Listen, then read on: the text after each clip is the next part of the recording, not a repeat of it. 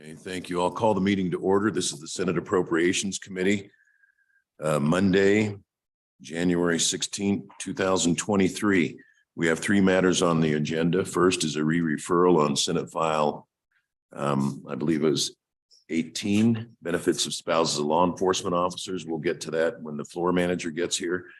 In the meantime, we've got two others. They were interim bills of the Joint Appropriations Committee. The first is State Loan and Bond Program, Senate File 71, and Senator Guru will be the floor manager on that bill. So I'd ask if you might run us through that briefly. Mr. Chairman, before I do that, could we call the roll? Thank you. Gosh, I'm always so anxious to get going. Senator Anderson. Here. Senator Guru. Here. Senator Nethercott. Excused. And Senator Salzar. And Chairman Kinsky. Here. Senator, we're going to go ahead and take a bill until your floor manager gets here. Okay. So Senate File 71, State Loan and Bond Programs, if you'd walk us through that briefly, Senator Guru, it's been pretty thoroughly vetted on the interim. Thank you, Mr. Chairman. Senate File 71 is another bill in the kind of suite of bills that we worked on between Joint Appropriations and Capital Finance and Investment on cleaning up some of our loan and investment activities. And so what this bill covers, if you turn to page 2 of the bill, kind of highlights the rates of interest, line 4, 11-34-117, rates of interest, length of loan and loan amount. This is the board, and this is the SLIB board, the loan amount should be equal to the yield of a United States Treasury security of the same duration of the loan, whether the money is loaned or upon amortization plan or otherwise. The board may add an additional percentage not to exceed 2% as a risk premium to the interest rate established under this subsection. The rate of interest for all loans should be not less than 3%. So what this does, and as you walk through, you see this language kind of over and over again in different forms for different types of loans. But basically, today what happens is we set a loan rate, and then as the years go by and things change, as right now, where 3 years ago you could, or a year ago, you could actually get my home mortgage for 2.7%, and today it's 6%. When we write this stuff in statute, then the loan rates are behind or ahead of where the markets are. And so what we're trying to do here is tie it to a rate that floats with the government rates. And so then that way we can stay even with that when you're coming in. So we don't get entities coming in loan shopping or other types of things that we see sometimes happen with other vehicles that you can do that. So also some differences in this. If you turn to page 3, 11-34-129 on line 7, the state treasurer with the approval of the board is authorized to invest and keep invested in farm loans a sum of not to exceed $50 million, down from $275 million. Any state permanent funds available for investment, including those loans already made or outstanding as funds, become available in the treasurer's office for investment in loans approved by the board. Once again, this is just a cleanup statute. Then we talk, if you go on to let's see. Once again, on page 5, talk about loan and investment negotiating and making loans for permanent mineral trust.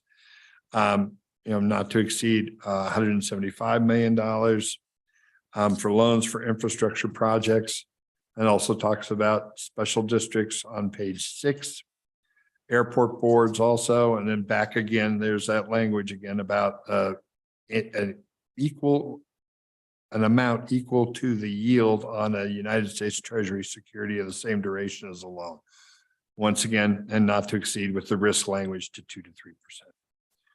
Again, you see that again on page 7 with loans to cities, towns for road construction. So it just walks through the different things that the SLIB board does and how they can, and how we put a amount of interest to that. And the length of the loan and tie them together. And so you see that worn through. And then towards the end on 9 and 10, it's taught what there we're talking about is loans to community colleges and the University of Wyoming for revenue bonds for dorms, and talks about that not to exceed amounts and what they can do as well. So that's kind of the gist of it. And I'd be glad to try to answer any questions as meekly as I can. Thank you. So it's a twofold purpose. The PPPs, the public-private partnerships, were at bargain interest rates. So it was a drag on the performance of the PMTF.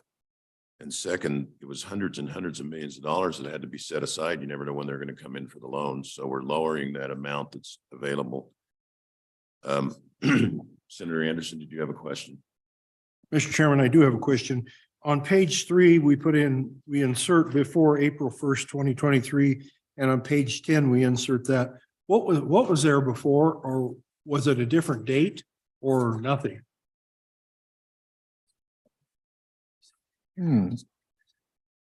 Okay. I think nothing, but I don't know that for sure. We'll ask the director when she comes up. I think it was open-ended. I don't think there was any end to the term. Oh, okay. And so the intent is to try and phase it out. Yeah. Senator Drew, there was discussion in the committee about these projects not moving forward without legislative authorization. There's some strikeouts. Is that what those strikeouts achieved, or did we drop that idea in committee? I think we dropped it. Dropped it. Okay. And once again, thank you. I was so busy reading the verbiage, I kind of missed the point, and the chair pointed it out quite correctly. It was what we're trying to do here overall is to allow for more investment of more dollars and have less dollars sitting inactive because of waiting for a loan request that may or may not come. And so that gives us more opportunity to invest. And we know that more investment dollars that we can invest means more dollars that we bring to the bottom line, which means more for everybody. Anything else from the committee? All right, I'll open it up for agency comment. Agency have anything that they'd like to present on it? Welcome.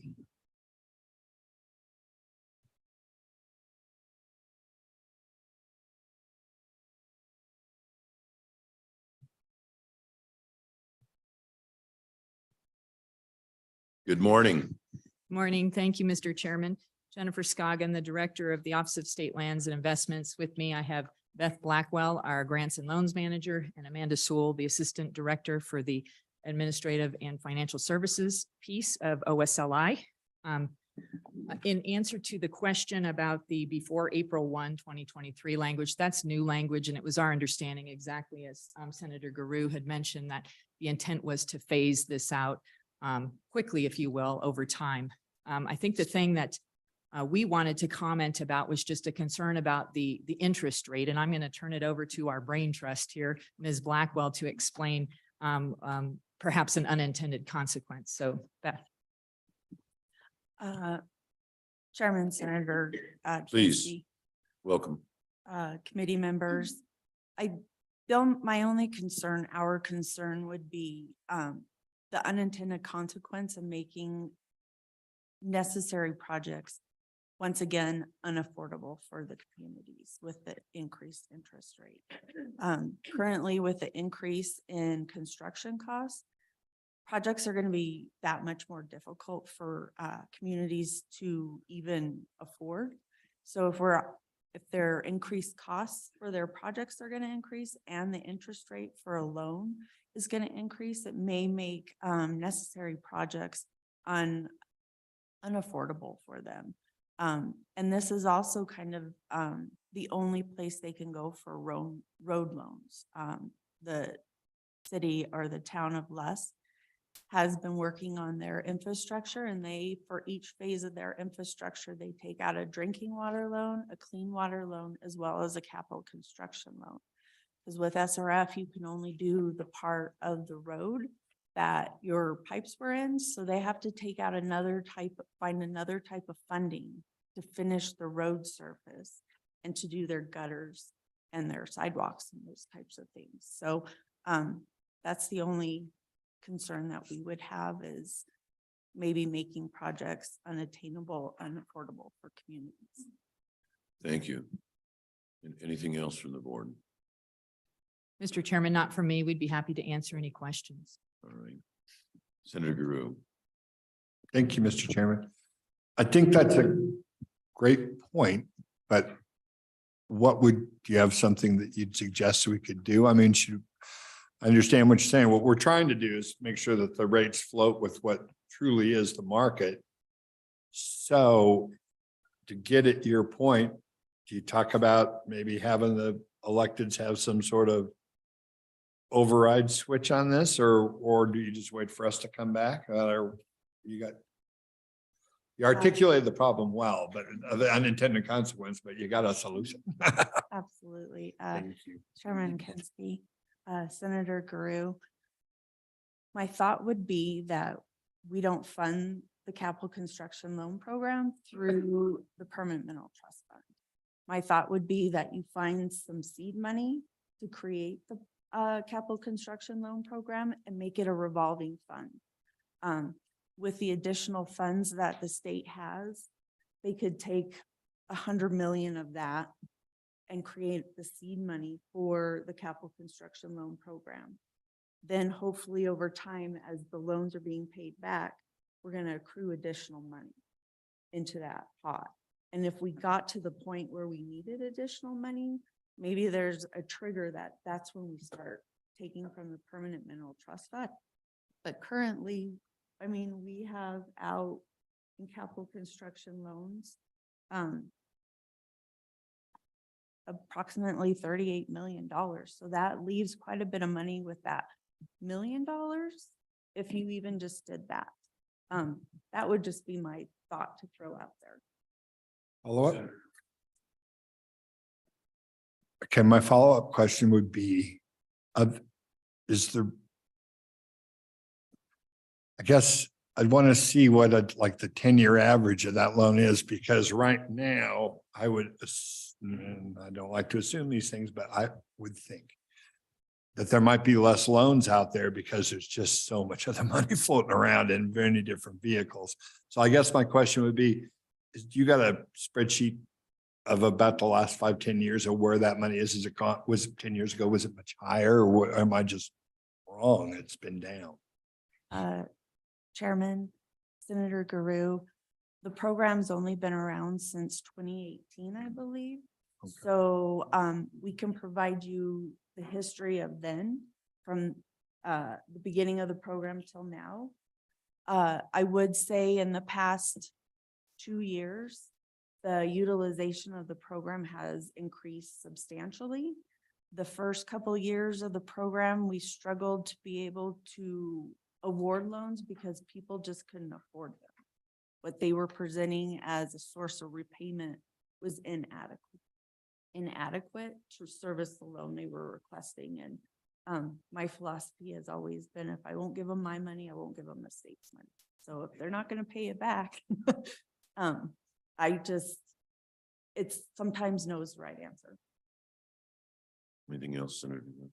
At the moment. Thank you. Thank you, Well, I Mr. guess Chairman. Senator Anderson.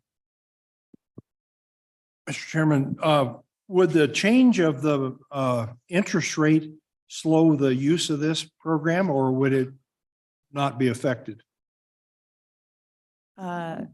Chairman, Senator Anderson, I do believe that it would impact the utilization of the program as interest rates increase. And if the interest rate was changed, I do believe people would either not be able to afford the loans, or they just would be turned off by the interest rate and they would go maybe to the bond market. So I don't intend to hurt any towns, but you hit the policy nail right on the head. The permanent fund's supposed to be permanent and inviolate. So we couldn't appropriate money to a town out of it. Why should we be able to give them interest at 2%? Aren't we doing indirectly what we're prohibited by law from doing directly? So and it's not the first time this has been we've crossed this. I mean, we went through this on management audit. Were you with the agency when we did that management audit? Remember, we've been looking at this thing for 7 or 8 years. So that clearly is the policy question for both floors. Are we going to continue to give bargain interest rates out of the PMTF or not? And, but I appreciate you raising the concern. Director Scoggins, I would ask Senator Guru, do you still have that exhibit that we had that showed how many loans were outstanding on each of these? Mr. Chairman, I don't, but I'll bet my friends over at OSLI might slide me a copy real Okay. quick if I Because have. I think we're going to want that for floor presentation, which is going to be today. Okay, Mr. Chairman, we'll go right back to the office. and Okay, return that. because somebody's going to get up and say, I move that we, lower that from 175 million to 25 million, and maybe you've got 50 million in loans out. So we're going to need to know that number. Mr. Chairman, as soon as we're finished here, we will get that out to you folks. All right, thank you. Thank you. Anything further from Senator Gru? Yeah, I understand the unintended consequence where you're going. I kind of share the chairman's concern, though. I'd almost like, let's see how many, I'd almost like to say, pass it this way. Let's see how it goes for a year and see if your unintended consequence comes true, then address it. Because for the same reasons, just we want to make sure that we don't want to penalize people, but we want to make sure that they're paying a rate that's fair across the board. And like I say, you know how many different programs there are. And like I say, if we get into a loan shopping deal, who's got the best rate? I want to make sure that we're with the street, as it were. Okay. Thank you. Thank you. Thank you. Any other agency comment? Any public comment? Is there anybody waiting on Zoom to comment? Okay, any public comment? I'll close public comment to the committee. What's your pleasure? Move the bill. Moved and seconded discussion? Hearing none, please call the roll on the bill. Senator Anderson, Aye. Senator Guru, Aye. Senator Nethercott, Excuse. Senator Salzar, and Chairman Kinsky. Aye. All right, and Senator Gru, you'll be the floor manager on that bill. Thank you for the presentation. Appreciate it. Next up, we're going to circle back to Senator Boner on Senate File 18, benefits for spouses of law enforcement officers. I'm sorry that we had that go ahead of you, but I saw you looking for your floor manager, so we wanted to give you a chance to get Senator Furphy here, but off we go. Yep, sorry, I apologize, Mr. Chairman. Yeah, sometimes we have to be two places at once, and we didn't communicate properly before here. So the concept here, I think, as far as what appropriation needs to know is relatively simple. There's a disparity in death benefits, depending on what type of law enforcement you are in the state, between, in particular, our state troopers, DCI, game and fish law enforcement, and just about everybody else, local law enforcement, Department of Corrections, for example. And so what this bill does is it makes the death benefits equal for everybody. This is a part of our ongoing attempts to address some personnel shortages, especially within YDOT, but certainly you could probably make the argument, like I said, for game and fish and DCI as well.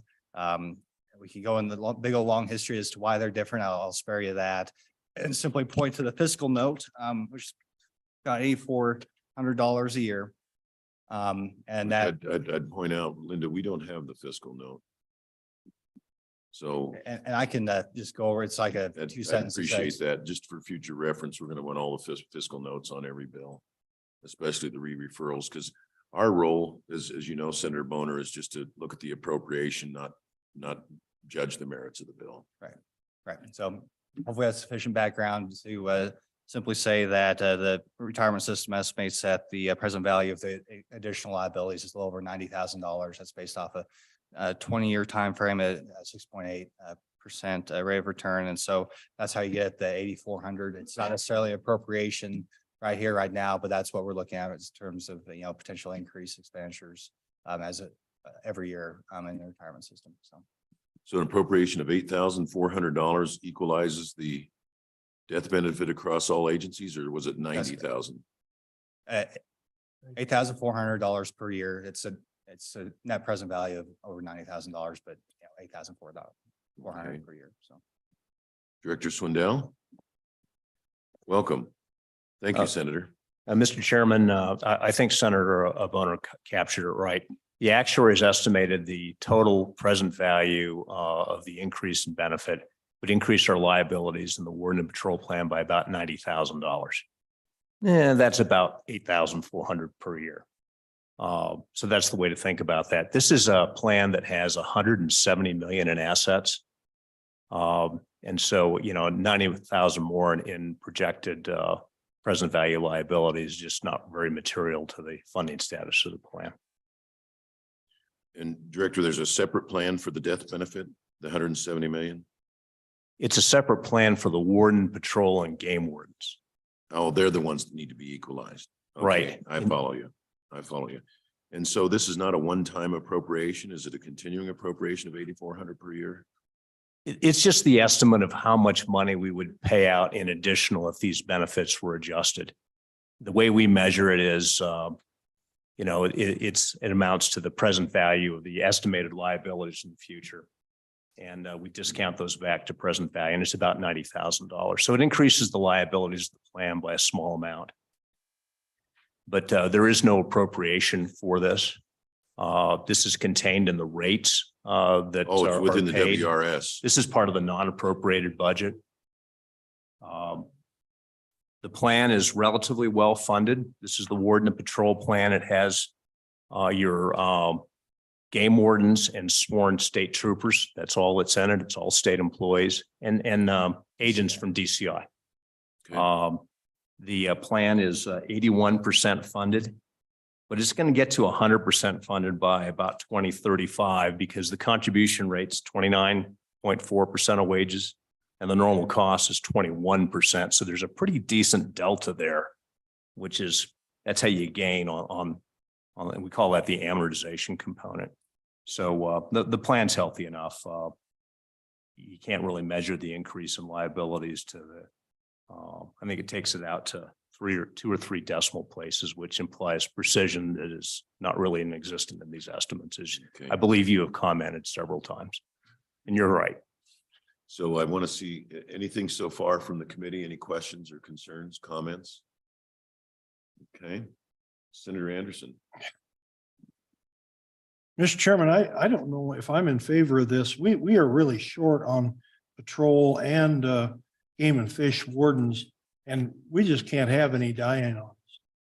So I don't know if I want to go along with this. Out of curiosity, what is the death benefit? How much? Mr. Chairman, the death benefit in the law enforcement plan, the pre-retirement death benefit, this is if you lose your life on duty or even in a non-duty situation. In duty, it's 62.5% of final salary. And this bill would change that benefit in warden and patrol, which is currently 50% of average salary, to also be 62.5% and equalize those two things. The bill also has a technical thing. You can now calculate final wages a couple of different ways and get the higher of the two. And for people that have more than 25 years service, they might have a death benefit of greater than 62.5% because it would be 2.5% multiplied by their years of service. This would be a little more favorable for people that have more than 25 years of service. And the reason that's incorporated into both plans is because that's the retirement benefit formula. You'd be paying a death benefit less than what the retirement benefit would be if the person had lived. And that didn't seem right. Is that death benefit an annual payout or is it a one-time? It's a lifetime annuity for the surviving spouse. Okay. Senator Guru. Kind of going in the same general direction, but I do have a different bent on it. Is that number in comparison to our brethren states, the neighborhood?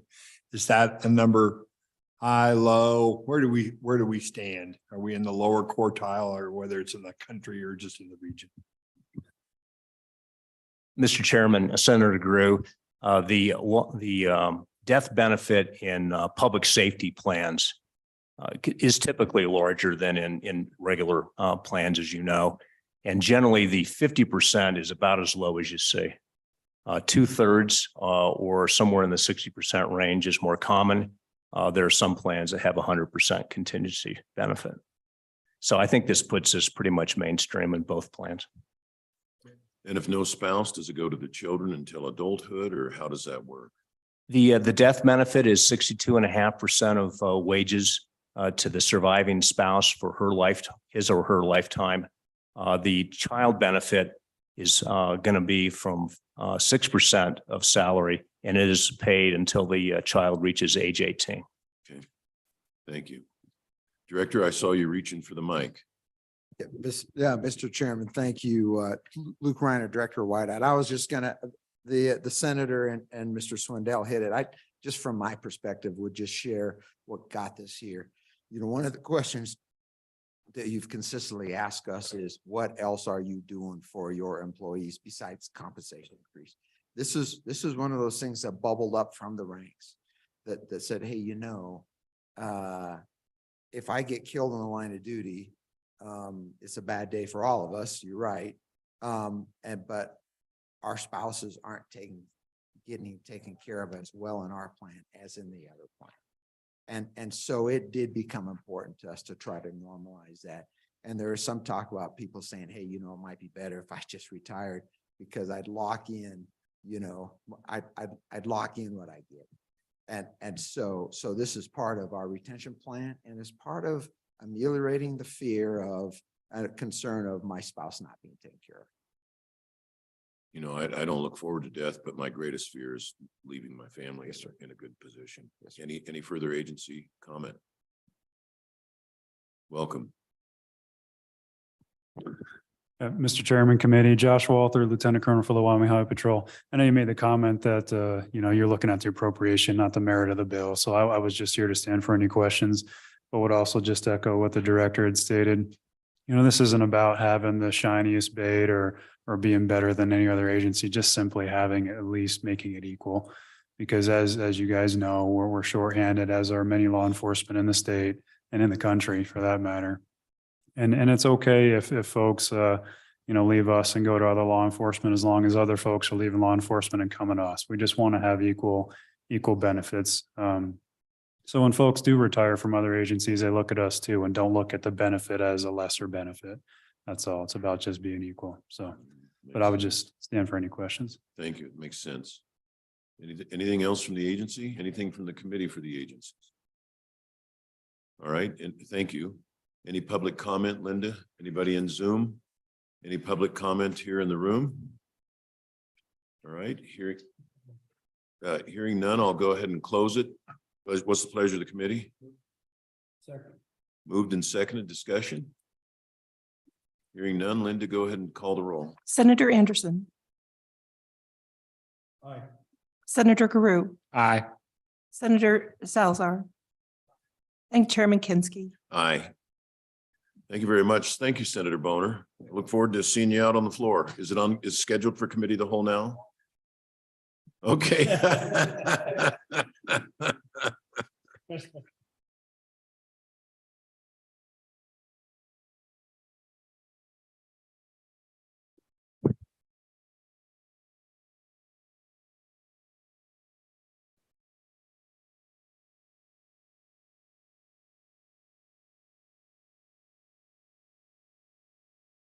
So the next bill for our consideration is Senate File 36, and Senator Nethercott is going to be the floor manager of this bill. But I'll go ahead and step us through it. This again was an interim topic for so-called CapFin, capital finance. And Matt, are you going to want to address this at all? Pardon? Okay, please. That'd be great. And welcome. Thank you.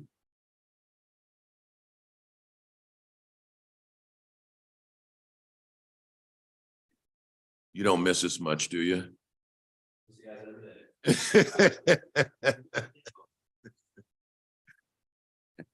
No, Chairman, I do Welcome. miss. It's a good move for you.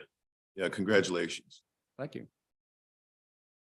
Chairman, members of the committee, Matt Sag with the State Treasurer's Office. Just a little background, kind of the genesis of this. The IFC, met a couple of years ago to kind of look at the investment program, and through that study, which was the House Bill 244 study, there were some that cleanup and clarification potentially of some of the selection panel duties.